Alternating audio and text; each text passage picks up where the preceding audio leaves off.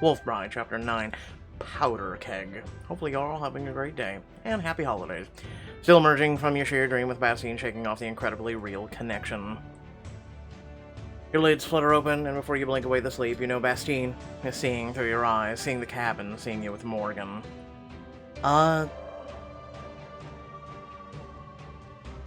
His howl lingers in your mind as your connection fades, and you know with certainty that he's calling on the pack to come for you. I think we might have a problem. Celine, what's wrong? Morgan, the pack is coming. They know where I am. We have to get ready. How long? Minutes at the most. That's not enough time to get away. She doesn't waste a beat. She grabs her gun. I won't let them take you. Morgan, you can't fight them all. They don't get to take whatever they want, like they own you, not this time. Your eyes slide to the window as you sense Bastien rapidly approaching. You both hear it at the same time, the howls of the arriving pack. Through the window you can see them surrounding the cabin, a shifting tapestry of human forms in rippling gray and brown fur. Thunderhoof perks his ears up and twitches his nose and bolts to hide behind the bed. The bad wolves, don't let them get me. Oh, I thought you were gonna kick their butt. Shh, Thunderhoof, it's alright. They're not here for you. You sense Morgan's fierce resolve and are starting to feel her hand on yours. Take this. Morgan turns her pistol around, handing it to you, butt first. Your gun? But won't you need it? Not more than you. It's loaded with silver bullets. No. Please. I'd feel a lot better knowing you have a weapon. But silver bullets make you as dangerous to them as they are to you. It's the only way to even the odds. Let me guess, it's gonna be a diamond choice. Aren't there other options, like tranquilizers I've seen you use? I do have those, or regular bullets. They're not as effective against werewolves, but I want to make sure you have something to defend yourself. Take your gun for protection in this and future scenes. You take the gun, hefting its weight experimentally. You flick open the chamber, seeing the unnatural shine of silver bullets. This way you'll have backup, in case diplomacy ever fails. You close the chamber again, and Morgan turns towards the sound. Have you ever shot a gun before? Do Nerf guns count? No. It's a little trickier, but don't worry. You don't need to be that accurate. Silver will stop him no matter where you hit. Yes, shooting thin air, you'll hit him. You remember Jet's howl of pain as the silver bullets struck him, then stare down at the revolver in your hand. I would rather have your trank gun. You hand back the revolver, and Morgan takes it reluctantly. I'm just not okay with killing anyone. With a sigh, she takes a trank gun off the wall and hands it to you. It's larger than the revolver, but lighter in your hand. Be careful then. These take a few minutes to kick in. You take the holster, Morgan offers and straps it around your waist, arranging your clothes to keep it and the gun out of sight. Because he won't be able to sense that on you, let alone smell it on you, because it's got her scent on it. You guys don't think about this, do you, Pixelberry? From outside, you hear his angry roar, and Morgan crosses to the door, keeping you behind her. Celine! I'll do whatever it takes to protect you, Celine. You swallow, nodding. That's what I'm afraid of. She slowly opens the door and steps into the frame, shielding you from view. What do you want? Bastien is in human form, but his eyes gleam gold with the threat of shifting. You know what I want. Let Celine go.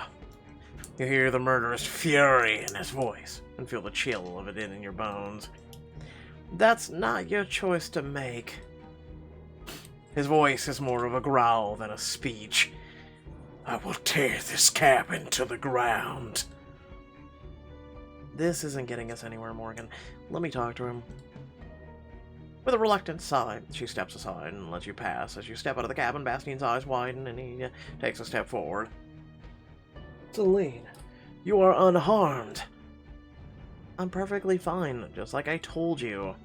He visibly relaxes, and you can feel relief in his cool, like a cool rain, making you wonder if his rage was really fear for you. The full moon has passed, Celine. It is safe for you to return to us. Bastien...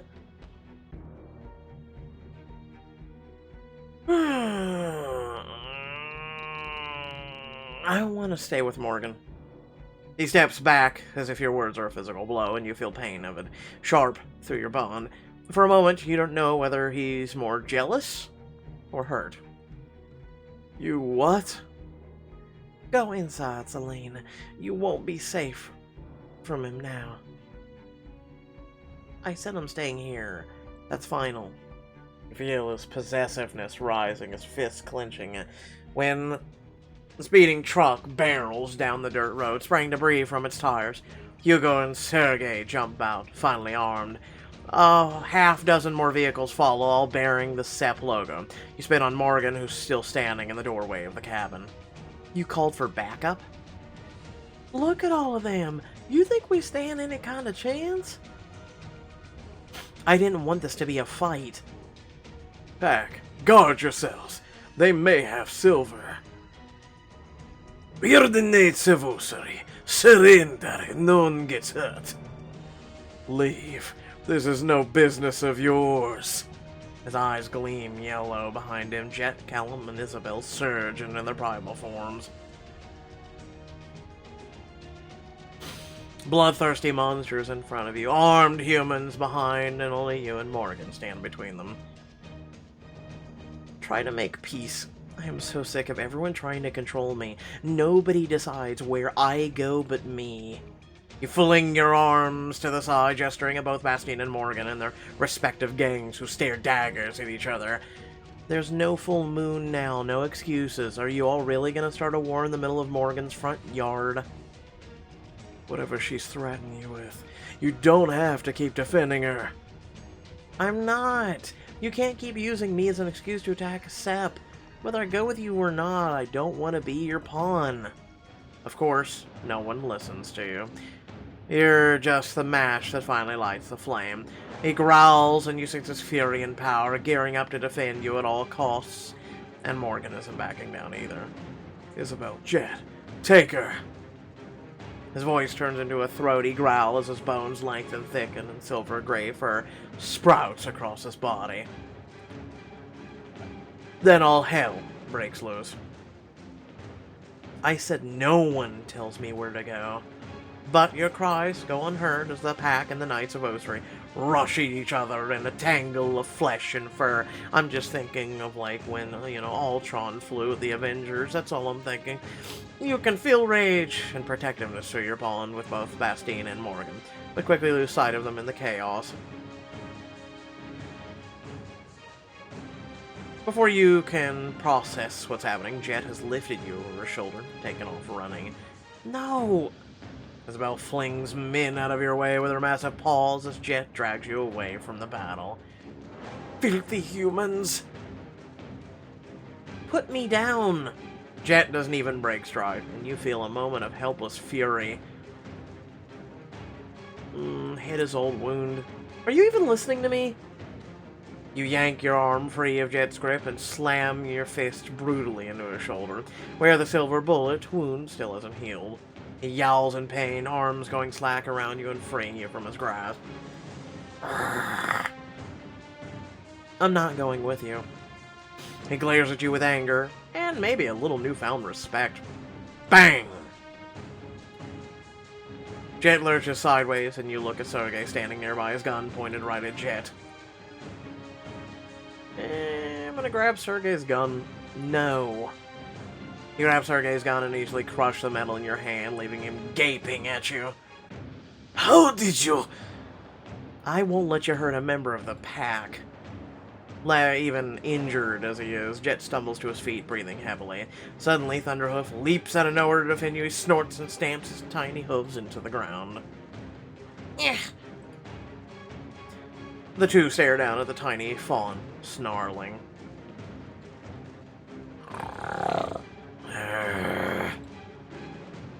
Thunderhoof of the Mighty will protect you, Mama.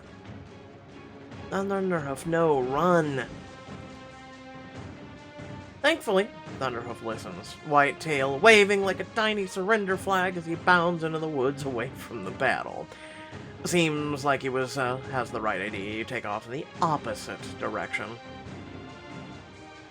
Your only thoughts are to get back to the cabin so you can somehow get this under control until you're stopped short by an all-too-familiar face. Celine, come. Back away from her. You're caught literally between them, just as you have been since this all began. The gun in your hand is in your hand before you even recognize what you're doing, but you're shaking too badly to even aim. You can't keep doing this. I'm not some prize for you to fight over. Everything around you seems to stop. Suddenly you can't breathe. Bastien's breath sounds like a raging bear. You sense his possessiveness, but deeper you feel his hurt and confusion. On the other side, Morgan's sightless eyes stare past you, but the focus of her attention never wavers. You can feel her concern and her longing. I don't know what's happening here. What's happening between us, all of us. Bastien shrinks down in front of you, fur receding to reveal his form, eyes dark and pleading. We are bonded, Celine. I cannot ignore that. I don't know what this is either, Celine, but I know I can't live without you. Don't try to make me turn against Bastien Morgan. He's part of me now. I won't give him up. You'll never be safe with him. Oh, for the love of God, I'm not safe with either one of you. That's a risk I'm willing to take. Both of you. Work this out yourselves. Your fight started long before I got here. I don't want any part of it. Suddenly your attention is diverted as a huge truck arrives on scene, and dozens of paramilitary troops jump out. More of them? Bernard Sayre exits the truck with a preternatural calm that gives you a chill. He surveys the battlefield with a dispassionate eye as his troops surround the area. Get them. Back to the den. The fighting dies down as the werewolves pull back, outnumbered by the soldiers. They shift to wolf form as soon as they're out of sight among the trees. As Bastien steps away, he locks eyes with you, and you feel the rush of frustration, his fear for your safety. I will return for you soon. Bastien melts into the woods, and you can feel his shift to wolf form as he joins the rest, leaving you standing beside Morgan. Are you okay, Celine? I'm fine. A little winded, but no worse for the wearer. You look around the remaining knights, many of whom are bleeding or motionless on the ground. Sayre approaches you without so much as a glance to the wounded. Miss Roussette, of course I'd find you here. It seems you cannot keep away from these creatures. Mr. Sayre...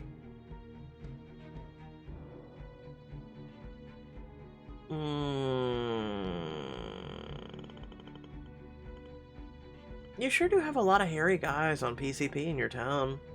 You blink innocently and then give him a cold smile. Maybe you should invest in some Just Say No posters. Leave her alone. This isn't her fault. And you, Morgan, what in God's name were you thinking? Betraying the location of your cabin. When I let you have this place, you assured me they would never find it. You bite your lip, knowing Morgan is wrong. It is your fault, but she just bows her head meekly. I'm sorry, sir. He sighs, and casually issues an order to a nearby soldier. He almost looks bored. Go after them, chase them down, every wolf if you must. The soldier nods, running off and repeating the order, and the rest of them move out. Now, do you see what a ridiculous idea this cabin was, Morgan? Your time here is over. Things are finally coming to a head, and I will not have you ruin it. You see Thunderhoof emerge from the woods, sticking his little face out of the trees. Is it over? You glance at Thunderhoof, and then at Morgan, Sayre. Still locked in some unspoken battle with each other, and you shake your head minutely. Not yet.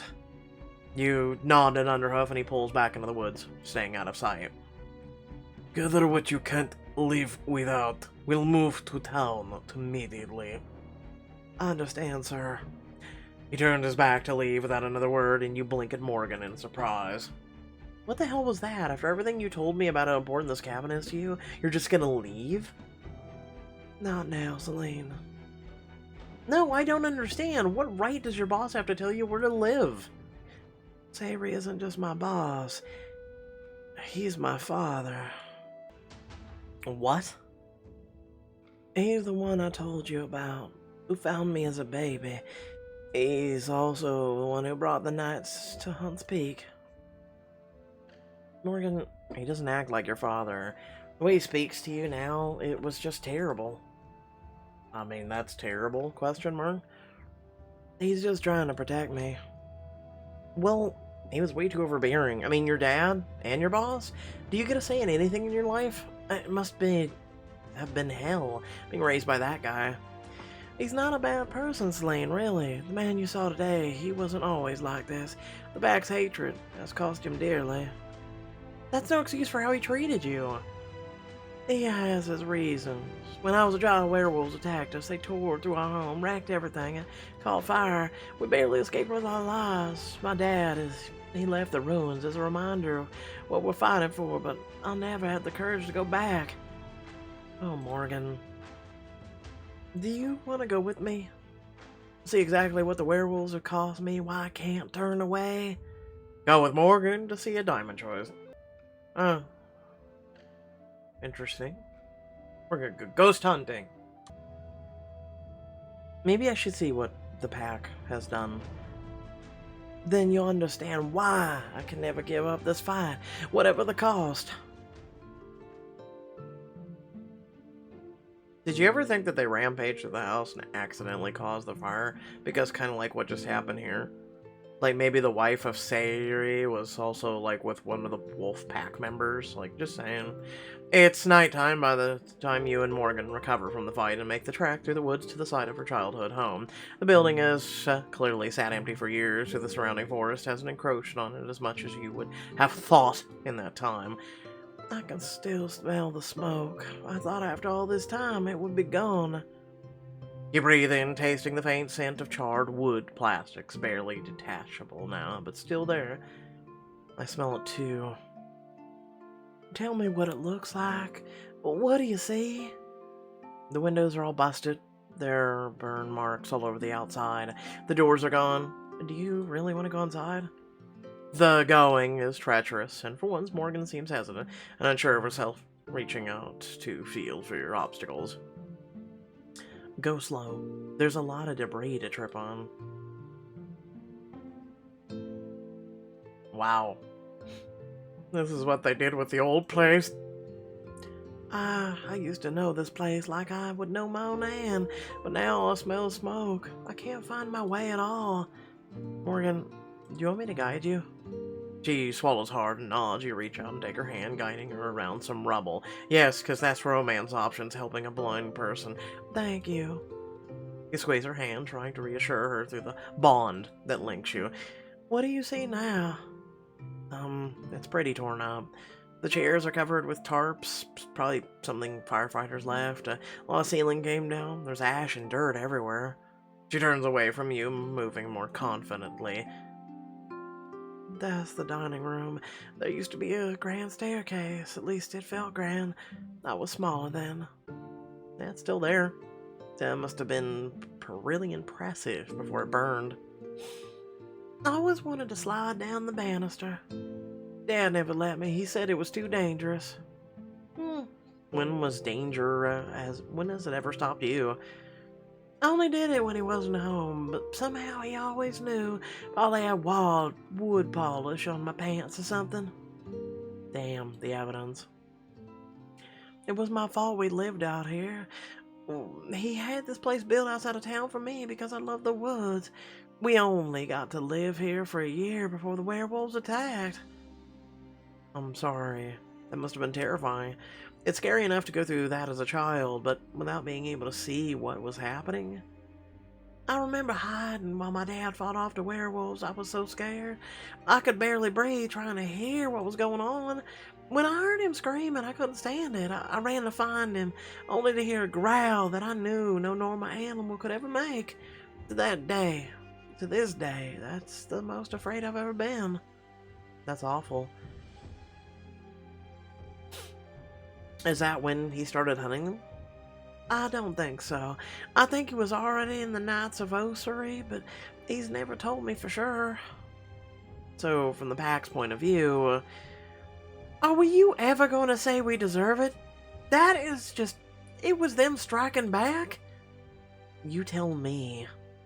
Her hand trembles in yours. You squeeze. It's reassuring her, but not backing down.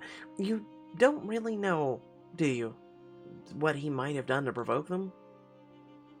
She lets go of your hand. You can feel her knee-jerk desire to deny you, to retreat into her child's understanding of the monsters who attacked her in the night. No, I don't know what might have happened that led to this, but I know that that's the day it became personal for me. She moves tentatively through the room, stopping now and then again to touch things, the banister, the broken chandelier. Can't exactly blame you for having to think against werewolves, after all. They're monsters, Celine. I've experienced it firsthand. I know. But you're stronger than you were as a child. I know that, and I mean, logically I do, but you never really forget that it feels... It's like to feel powerless, do you? Or having your life totally changed overnight? Zachary was a difficult man to grow up with, high expectations, impossible to please, but he was just trying to make me strong. Your family should be the people you're safe with to let you guard down. I never would have guessed he was your father. He treats you like an employee, not like his child. That's just his way. Well, this way sucks. Morgan gives a startled laugh. I'll give you that.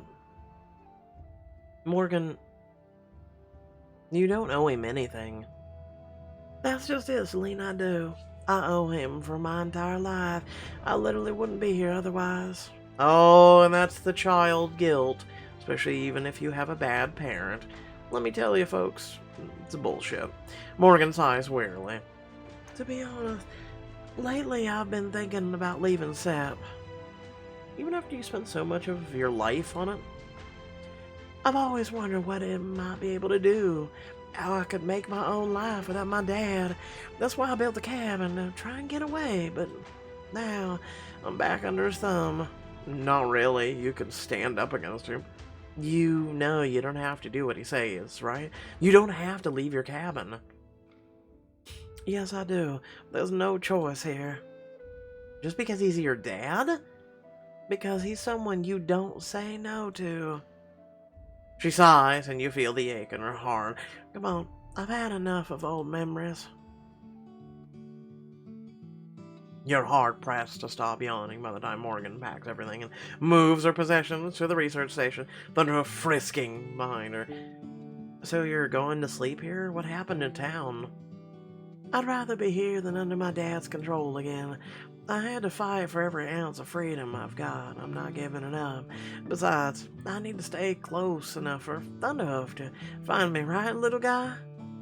Oh, we can't have a sleepover. You've barely got Morgan's blankets set up on the floor when you hear someone outside. Let me guess, Sergey. You're all around expecting an attack, but inside find Layla and Uncle Zane. They look cautiously relieved to see you. Layla, Uncle Zane, how the hell did you find this place? We've been so worried. When you didn't come back to the hospital, we thought... I meant to, but everything's kind of been a blur since. Layla seems to force brightness into her voice. Hey, it's fine. We were just coming to check on you. I heard, from Callum you were with Morgan. I knew about the research station out there.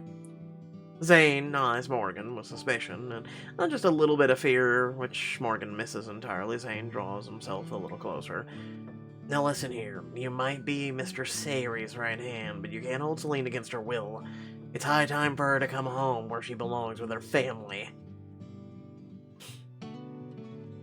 I should probably go. This place isn't exactly set up for sleeping. Of course. Honestly, after today, I think I could use a little time alone. She turns away. You can see the narrow, shining path of a shingled tear escaping from below her sunglasses. Back at Uncle Zane's house. So, I'll be staying in town for a few days. Callum thought it'd be safer to stick close to the hospital, all things considered. I'm glad you're okay. Sorry about leaving you alone there. She waves that away with a smile. Oh, Lord, no. You're fine. You've been through hell, too, from what I hear. She pulls you into a hug. Just reach out if you need anything, okay? Now, that goes double for you. She grins and winks as she leaves, screen door swinging shut behind her.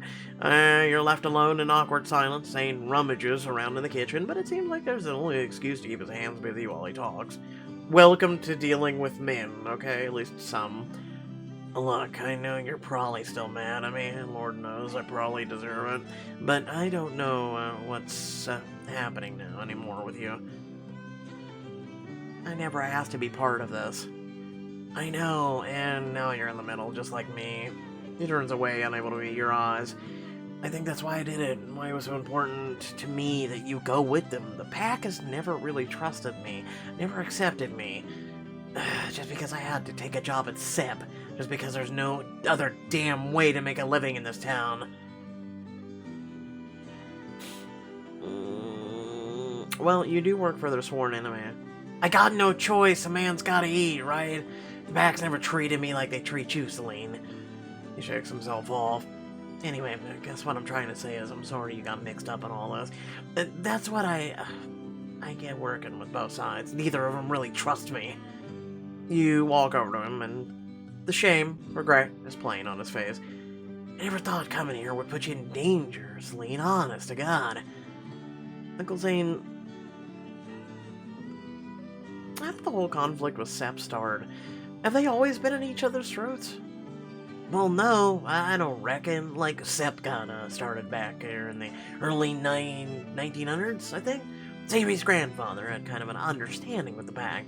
They kept their minds out of the pack territory, and I think there were run-ins, but not near so many. What changed? Zane scratches at the back of his neck. Well, the old mines ran dry. Sayri couldn't let that happen, so he went against the agreement and went after pack territory. The pack defended it, and here we are. Ah, dismayed! Which really no one was shocked by this revelation. You fall silent as Zane puts a plate of food in front of you. Hey, Celine, I don't want to bother you, but what's it like living with the pack? His voice is wistful. I always wished I'd been born as a full-blooded werewolf, or that I could be like you, a wolf kin with a real place in the pack. Just anything to be one of them. So you decided to make me live out your dream? I know, I'm sorry. Is it that bad being with them? I don't know, it's strange. I mean, werewolves. A few days ago, I could never really believe they existed. Do they frighten you, the pack? I mean, yeah, you have to be pretty stupid not to be scared of a 9-foot-tall rampaging werewolf. Well, it's more than that, though, right? Like, even when they're human, they're more than human. Don't you feel it? Interesting. He has, like, a perspective. You nod reluctantly, remembering the overwhelming force of Bastien's presence. Even Jet's. The way no one that first night could bring themselves to stand up for you. It's like they have this cloud of menace around them. Menace, majesty, something. Something in us just recognizes when we're not top of the food chain anymore. You try to picture what he's talking about, but from the other side, what it could be is be like that, have the strength and power emanating from you. I used to imagine it all the time, having that kind of power, being able to just look at someone and have them sense what a threat I am. Yeah, and then the police get called on you. Oh, wait, that's me. You can feel the primal magic surging in your blood, waiting to be called. Is it possible you could draw on the power Zane described? The power to control and intimidate humans just through the will of wolf within? Call the primal magic to unlock the potential of the werewolf blood and to gain dominance ability for the... Are we gonna do this on our uncle? I think you just have to think like a werewolf, Jess. Just know you're an apex predator, that nothing else can match you. Stand up tall to demonstrate and feel a rush of power flood your veins. Your brow pull together as your voice booms. Then nothing can stand in your way. Uncle Zane falls to his knees and looks up at you in awe. My God, Celine. Oh, sorry. I didn't know I could do that. His eyes are wide. You look just like them, even though you didn't change. You really do have some deep connection to the pack, don't you? Oh no, whatever will we do? You've acquired dominance.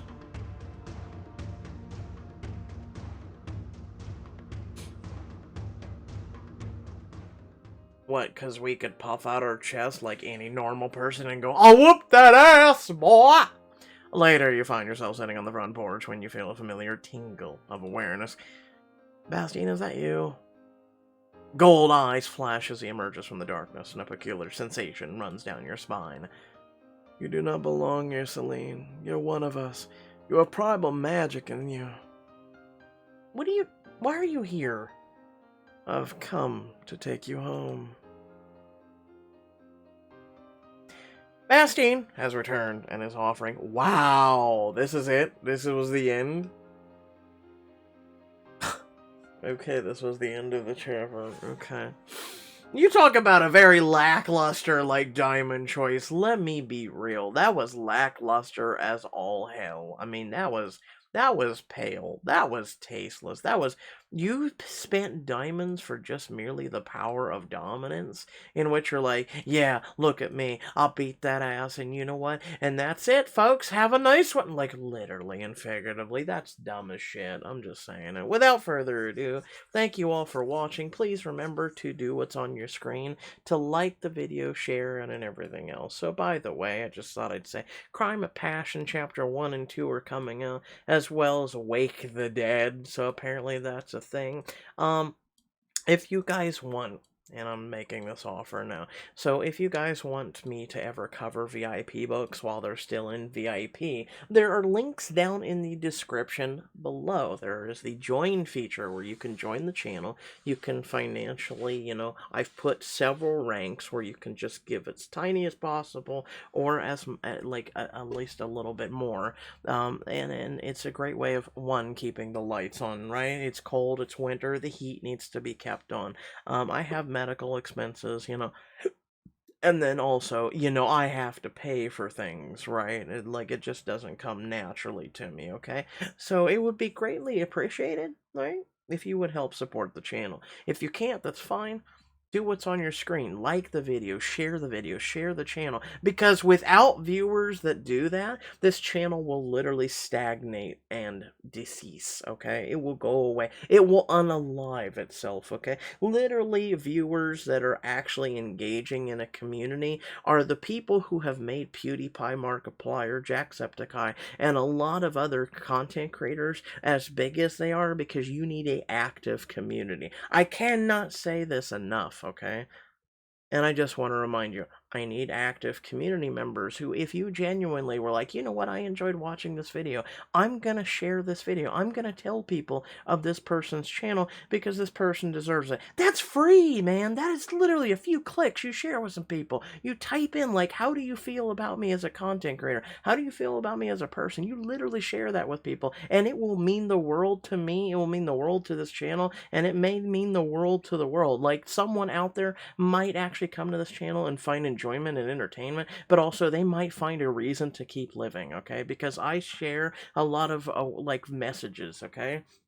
So I'm just saying, like, there's like this channel, and then I'm gone. This channel is a community of inclusiveness. We are not exclusive, okay? I'm a person who doesn't care about race, creed, gender, or any of that crap, okay? I just care if you're a human being with a heart and a mind, and that is literally it. If you are not a human being, as long as you meow or bark, you are fine and accepted here as well. Otherwise, if you're some, like, evil person, you can get the hell off, okay? Maybe we can have coffee on evil Sundays, okay? I kid, but moving on. Thanks for tuning in. Much love and appreciation, and I'll catch you all later. Peace.